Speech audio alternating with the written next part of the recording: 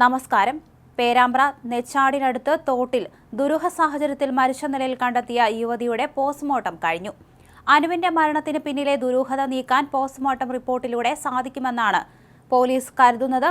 വാളൂർ കുറുങ്കുടി മീത്തൽ അംബിക എന്ന അനുവാണ് മരിച്ചത്.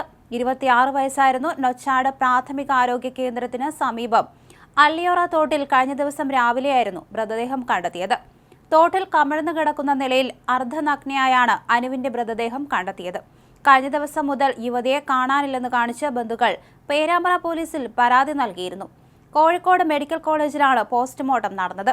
തിങ്കളാഴ്ച രാവിലെ ഭർത്താവിന്റെ കൂടെ ആശുപത്രിയിൽ പോകാൻ സ്വന്തം വീട്ടിൽ നിന്ന് പുറപ്പെട്ട യുവതിയെ കാണാത്തതിനെ തുടർന്ന് ഭർത്താവും ബന്ധുക്കളും അന്വേഷിച്ചപ്പോഴാണ് കാണാനില്ലെന്ന് അറിയുന്നത്.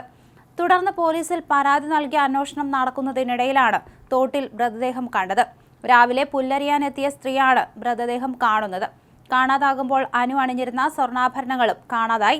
മുട്ടോളം മാത്രം വെള്ളമുള്ള തോട്ടിൽ മുങ്ങി മരിക്കാൻ സാധ്യതയില്ല എന്നാണ് നാട്ടുകാർ പറയുന്നത്. പേരാമ്പ്ര പോലീസ് സംഭവത്തിൽ അന്വേഷണം ഊർജിതമാക്കിയിട്ടുണ്ട്. 1 വർഷം മുൻപായിരുന്നു അനുവിന്റെ വിവാഹം.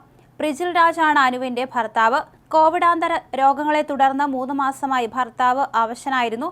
ഭർത്താവിനെ പരിചരിക്കുന്നതിനിടയിൽ മാതാവിന് സുഖമില്ലാതെ വന്നതോടെയാണ് വാളൂരിലെ സ്വന്തം വീട്ടിൽ അനു എത്തിയത്.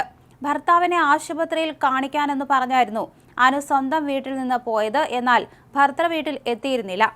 അനു സന്തോഷവതിയായിരുന്നുവെന്നും മറ്റ് പ്രശ്നങ്ങളൊന്നും ഇല്ലായിരുന്നുവെന്നും ബന്ധുക്കൾ പറയുന്നു. മൃതദേഹം കണ്ടെത്തിയ സ്ഥലത്തടക്കം പരിശോധന നടത്തിയിരുന്നുവെന്നും അപ്പോൾ മൃതദേഹം കണ്ടെത്തിയില്ല എന്നായിരുന്നു നാട്ടുകാരും പറഞ്ഞത്.